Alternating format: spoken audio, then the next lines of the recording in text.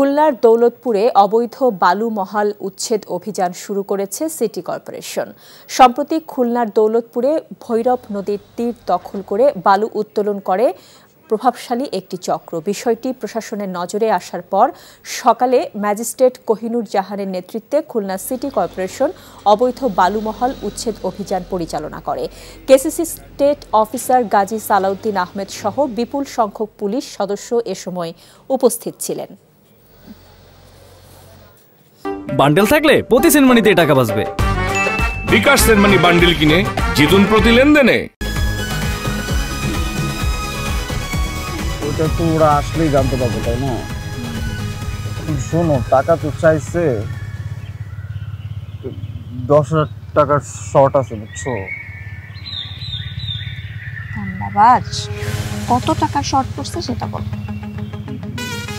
10,000 টাকাই শর্ট আছে। আচ্ছা, সেটা মাথা ছুঁয়ে বলো। মাথা কি হলো? চুপ করে আসছো কেন? ভণ্ডামি, টাউটামি,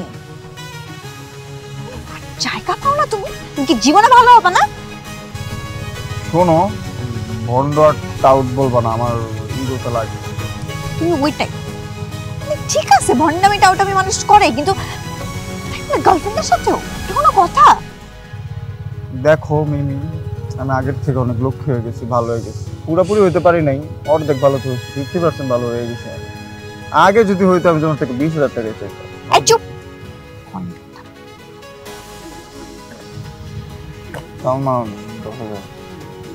ঠিকভাবে বলো, কত টাকা শর্ট পড়ছে? 5,000 টাকা লাগবে।